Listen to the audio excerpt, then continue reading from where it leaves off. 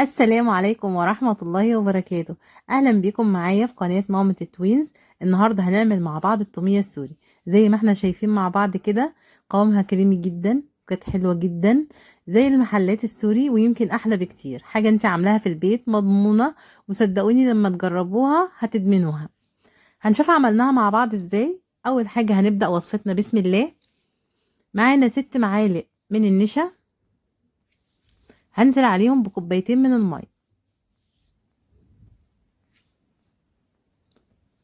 وابدا اقلبهم كويس جدا على البارد.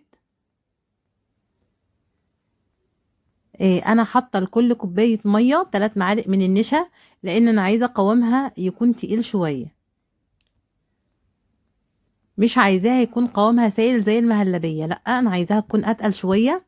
هنشوف مع بعض القوام اللي احنا عايزينه عامل ازاي. هنقلبها كويس جدا جدا على البارد. بعد كده هننزل بيها في قلب طاسه ونرفعها مع بعض على النار.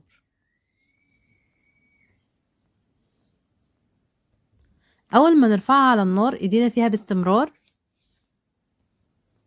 عشان ما تكلكعش مننا. وهنشوف دلوقتي القوام اللي احنا عايزينه.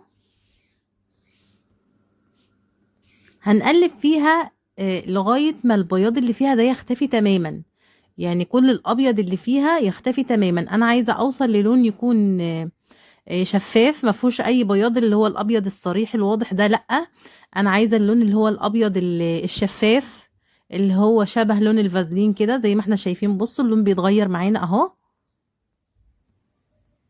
هو ده اللون اللي احنا عايزين نوصل له. هنقلب لعند ما يختفي كل الابيض معانا تماما، وهو ده القوام اللي انا عايزاه. مش عايزه قوام سائل زي المهلبيه، لا انا عايزه القوام ده اللي هو يلم معايا شبه عجينه بلح الشاي. هو ده القوام المظبوط جدا للتوميه.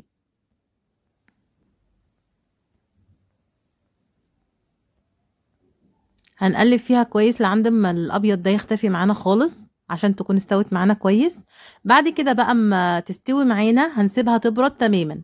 ما ينفعش يا جماعه نكمل الوصفه الا لما تبرد تماما، لازم تبرد معانا تماما. بعد ما تبرد معانا هنجيب الخلاط بتاعنا.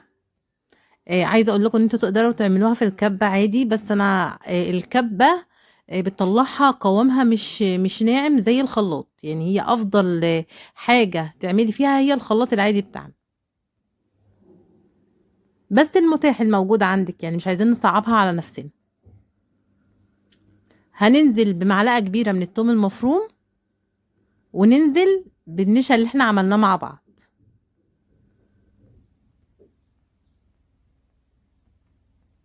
بعد كده هبدأ انزل ب3 معالق كبار خل، وابدا انزل. ده لبن حليب، معايا لبن حليب.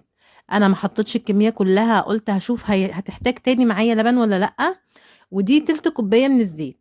عايزه اقول لكم ان هي احتاجت كميه اللبن كلها، واحتاجت كمان كوبايه عليها، لان زي ما احنا شايفين مع بعض كوبايه اللبن اللي انا حاطه فيها صغيره، يعني تقريبا لو كوبايه من اللي هي بتاعه الميه الكبيره تقريبا حوالي كوبايه ونص من الكبيره. ابدا بعد كده بعد ما ضربتهم في الخلاط ابدا انزل بالزيت بتاعنا.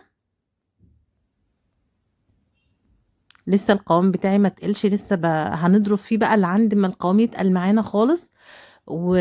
وتوصل معايا للقوام الكريمي الناعم، يعني تنعم معايا اكتر حاجة ممكن اوصل لها. هننزل بعد كده بقى بنص معلقة ملح ورشة سكر. رشة السكر دي يا جماعة بتفرق جدا جدا في التومية، بتخليك طعمها حلو جدا. وده القوام اللي احنا وصلنا له، وصدقوني احلى بكتير من اللي احنا بنجيبها من بره، اطعم واوفر وارخص بكتير. هنعملها في البيت بمنتهى السهولة، ما خدتش معانا اي وقت. هناكلها جنب مشويات او جنب سندوتشات، وزي ما احنا شايفين النتيجة مع بعض كده. وبكده بتكون خلصت وصفة التومية بتاعتنا. ولو وصلتوا معايا لغاية كده ما تنسوش تعملوا لايك وتشتركوا في القناة وتفعلوا زر الجرس عشان يوصل لكم كل جديد. وفي النهاية استودعكم الله، والسلام عليكم ورحمة الله وبركاته.